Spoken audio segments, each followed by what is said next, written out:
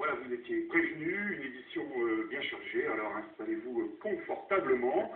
On commence avec les larmes des juniors de l'OGS Rugby qui se sont inclinés hier dimanche en finale du championnat Philipponnot. Après avoir battu Nancy en demi, les jeunes Saintois étaient opposés en finale à une entente de Seine-et-Marne.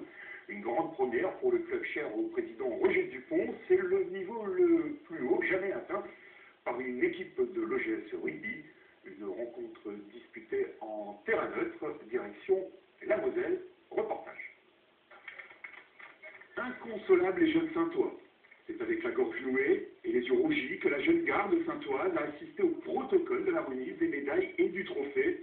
Ce fameux trophée que l'OGS était venu chercher ici, au cœur de la Lorraine, à Saint-Avold. Un trophée finalement sauvé par l'entente Melun-Comble-la-Ville. Forcément, côté jaune et bleu, c'est la déception. Cette finale n'est pas seulement la récompense d'une saison exemplaire, mais l'aboutissement d'une génération de jeunes rugbymen qui évoluent ensemble, pour la plupart d'entre eux, depuis la catégorie mini-poussin. Je pense que c'est l'aboutissement d'une génération de jeunes joueurs de qualité. On les a depuis qu'ils sont mini-poussins, et au fur et à mesure de leur avancée, ils ont remporté des titres. Les mêmes joueurs ont remporté la Coupe d'Esca il y a 3 ans. Donc je pense que c'est un bon groupe. Ce bon groupe a évolué encore cette année pour arriver à une finale nationale. Et pour cette finale nationale du Grand Quart Nord-Est, le GS a mis tous les atouts de son côté. L'équipe est arrivée la veille et un bus de supporters n'a pas hésité à faire l'aller-retour dans la journée de dimanche. Bref, ne rien laisser au hasard et mettre toutes les chances de son côté.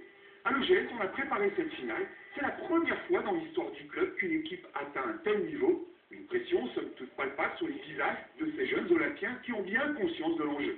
Au final, il y a de beaux que le vainqueur, en fait. Donc, ils ont complètement conscience de ça, ils sont dedans. On a été mettre toutes les conditions pour que ça se passe comme ça. Donc, bon, ils sont vraiment dedans, on les sent. On ne veut pas qu'il y ait trop de tension, mais on veut qu'il y ait de la concentration. Et puis, ils sont à ce niveau-là. Donc, on verra sur le terrain après, mais normalement, ça ne doit pas être trop mal. Et pourtant, tout avait plutôt bien commencé, et ce, même si les Seine-et-Marnais partaient favoris de cette finale. Sous la toile et sur la balance, avantage aux Franciliens qui a gagné 19 juniors 2 contre 16 pour l'OGS. Dans les tribunes, déjà avantage, là aussi, pour le RLCS 77, un public qui ne sera pas trop à la fête dans la première période. Certes, les Noirs vont ouvrir la marque sur une pénalité et prendre l'avantage à 3-0. Mais c'est l'OGS qui va créer la surprise dans cette première mi-temps en activant un essai contre le cours du jeu. Un essai peu avant la pause de Christophe Barral, non transformé par lui-même, ce qui permet en tout cas à l'OGS de mener à mi-temps sur le score de 3-5. L'OGS devant, ça ne va pas durer. De retour sur la pelouse, les Franciliens vont durcir le jeu, plus lourd et plus puissant, le pack francilien va lentement mais sûrement anéantir le 15 olympien. Un 15 olympien qui aura bien du mal à imposer son jeu rapide et qui va commettre beaucoup d'erreurs et de fautes sanctionnées par l'arbitre. C'est donc au coup de pied que le RLCS 77 va revenir au score et passer rapidement devant l'OGS avec 3 pénalités. 5-6, 5-9, puis 5-12, jusque-là tout restait possible. Mais à un quart d'heure du coup de sifflet final, les Seine-et-Marnais vont inscrire un essai et tuer par la même occasion le match. Score final 5-17, les jeunes Saintois ne toucheront pas le sommet, mais le groupe n'a pas à rougir.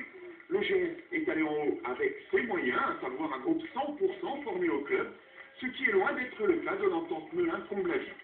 Cela dit, cette finale restera à jamais gravée dans les mémoires, mais c'est la déception au terme de la rencontre. C'est une saison difficile, les quarts de finale, demi-finale et finale. C'est un peu normal, mais bon, je pense que la vie elle continue, c'est sûr qu'on a perdu. Bon, c'est un peu, tout le monde dit que c'est l'arbitre, mais je pense que c'est aussi notre faute. Si on aurait pu mettre les points au bon moment quand on était dans leur camp, on n'aurait pas à regretter, mais bon, on est arrivé là, c'est la première fois que le club arrive là, donc on peut faire la fête toujours. Difficile cependant de sortir la tête haute et pourtant les jeunes n'ont rien à se reprocher, ils ont tout donné dans cette finale.